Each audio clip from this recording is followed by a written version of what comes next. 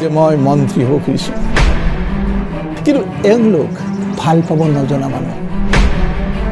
আমাৰ শিশু প্ৰজন্মটোক ধ্বংস কৰিবৰ বাবে বিজ্ঞাপন হৈ গৈছে।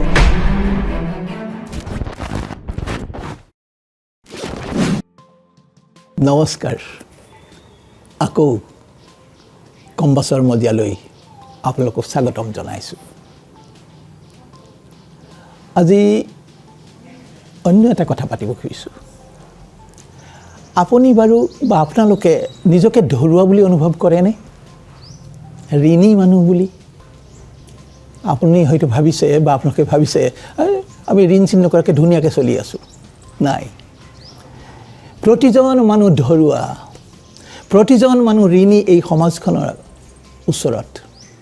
পূৰ্বজসকলে, আপুনি যেতিয়া জন্ম পায় দেখিব এখন পূৰ্ব প্ৰস্তুত পৃথিৱী ধুনীয়াকৈ চলি আছে।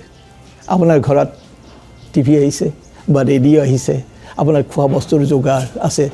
জন্ম পোৱাৰ পাছতেই শিশুটোৱে এখন পূৰ্ব প্ৰস্তুত পৃথিৱী পায়। গতিকে সি জন্ম পাই চব আনৰ পৰা পাই থকা সি ঋণী মানুহ। গতিকে প্ৰতিজন মানুহ ধৰুৱা, সি ধাৰ মাৰিব লাগিব, আৰু যদি ধাৰ নামাৰে ধৰুৱা হৈ মৰি থাকিব। গতিকে ধাৰ মাৰিব লাগিব। ধাৰ কেনেকৈ মাৰিব? ধাৰ মাৰিবৰ বাবে কোনোবাই গান গায়, গায়ক হয়, কোনোবাই ছবি কৰে, কোনোবাই পঢ়া শুনা কৰি এটা বিদ্যা দিগ্গজ মানুহ হয়, কিবা দিব খোজে মানুহক। কিন্তু আৰু এই মানুহবোৰৰ প্ৰতি আমাৰ বাকী মানুহৰ বৰ আকৰ্ষণ। তেওঁলোকে দিব জনা মানুহ বুলি ভাবোঁ। এই যে মানুহবোৰ নাট্যকাৰ, অভিনেতা, লেখক, বিজ্ঞানী, দাৰ্শনিক, এই মানুহবোৰ দিব জনা মানুহ, আমি কোনেও দিব নাজানো এনেকৈ ভাবোঁ। কিন্তু এই দিব জনা মানুহবোৰে কি দিছে, কেনেকৈ দিছে, তেওঁলোকৰ প্ৰতি আমি আকৰ্ষণ অনুভৱ কৰোঁ। কিন্তু সঁচাকৈয়ে তেওঁলোকে যি ধৰণৰ আমি আকৰ্ষণ অনুভৱ কৰোঁ, সেই আকৰ্ষণটো ধৰি ৰাখিব পাৰিছেনে? অলপ ভালকৈ মন কৰক।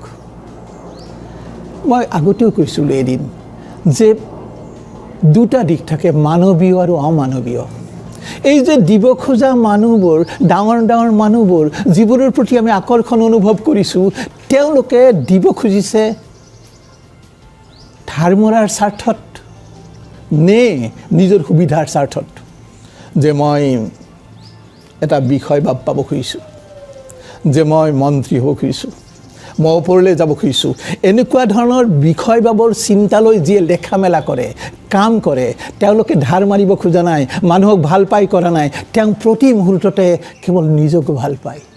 আৰু যিয়ে কেৱল নিজক ভাল পায়, নিজকতো সকলোৱে ভাল পায়, কেৱল যিয়ে কেৱল নিজক ভাল পায়, তেওঁ আনক ভাল পোৱাটো যদি প্ৰসাৰিত কৰিব নোৱাৰে, কিছুমানে কৰাৰ অভিনয় কিন্তু কৰে, ভাল পোৱাৰ অভিনয় কৰে, আনকো ভাল পায়।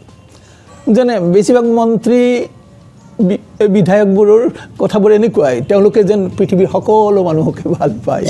কিন্তু এওঁলোক ভাল পাব নজনা মানুহ। ভাল পাওঁ বুলি কোৱা আৰু ভাল পাব জনা দুটা বেলেগ কথা। ভাল পাওঁ বুলি বহুতেই ক'ব, কিন্তু ভাল পোৱা জানিব লাগিব। এইটো এটা মাৰাত্মক শিল্প, ভাল পাব জনাটো। আৰু ভাল পাব জানিবৰ বাবেও অনুশীলন লাগে। গতিকে মই ক'ব খুজিছিলোঁ, আমি যিসকলৰ প্ৰতি আকৰ্ষণ অনুভৱ কৰোঁ, যিসকল এখন সমাজৰ হোতা, যিসকল ডাঙৰ ডাঙৰ মানুহ, গীতিকাৰ হওক, গায়ক হওক, অভিনেতা হওক, বিজ্ঞানী হওক, দাৰ্শনিক হওক, যিবোৰ ডাঙৰ ডাঙৰ মানুহ, তেওঁলোকৰ যদি বিচাৰ কৰিবলৈ নিশিকোঁ, তেওঁলোকৰ যদি ভিতৰ খণ্ড চাবলৈ নিশিকোঁ, কেৱল যদি বাহিৰ খণ্ড চাই থাকোঁ, তেনেহ'লে আমি আচল মানুহজনক নেদেখিম। আপোনালোকে মন কৰিব এটা কথা, বিজ্ঞাপন হৈ যায় মানুহবোৰ যে, কিয়? নিজক বেচিবলৈ। কিহৰ বিজ্ঞাপন দিছে তেওঁ? ধৰি লওক নিচাজাতীয় বস্তুৰ, শিখৰৰ, বিমলৰ বিজ্ঞাপন দিছে। এজন মানুহে আমাৰ শিশু প্ৰজন্মটোক ধ্বংস কৰিবৰ বাবে বিজ্ঞাপন হৈ গৈছে। সেইজন মানুহৰ ভিতৰটো চাবলৈ যত্ন কৰক, দেখিব এটা কিম্ভূত কিমকাৰ মানুহ, নিজৰ বাহিৰে কোনো মানুহৰ কথা ভাবিব নাজানে। তেওঁ ভাল পাব আজিও জনা নাই। ভাল পাওঁ বুলি হয়তো ক'ব, ভাল পাব জনাৰ যিটো আৰ্ট, যিটো কৌশল, যিটো শিল্প তেওঁ আয়ত্ত কৰিব পৰা নাই। আৰু সেইটো আয়ত্ত কৰিব পাৰিলেহে মানুহে মানুহৰ বাবে কাম কৰাৰ যিটো তাগিদা, যিটো প্ৰেৰণা, যিটো পোহৰ, যেতিয়া গোটেই কথাবোৰে গান হৈ যায়, পোহৰ হৈ যায়, সেইটোৱে তেওঁক এনেধৰণে আঁকোৱালি ধৰিব যে তেওঁ কেৱল ভাল পাওঁ বুলি নক'ব, তেওঁ ক'ব মই চেষ্টা কৰি আছোঁ, আপোনালোকক ভাল পাবৰ বাবে মই যত্ন কৰি আছোঁ, আপোনালোকৰ বাবে, ৰাইজৰ বাবে মই যৎপৰোনাস্তি চেষ্টা কৰি আছোঁ। কথাখিনি বুজাব পাৰিছোঁ নে ক'ব নোৱাৰোঁ। আপোনালোকে অকণমান ভিতৰলৈ সোমালে নিশ্চয় বুজি পাব। আজিলৈ নমস্কাৰ।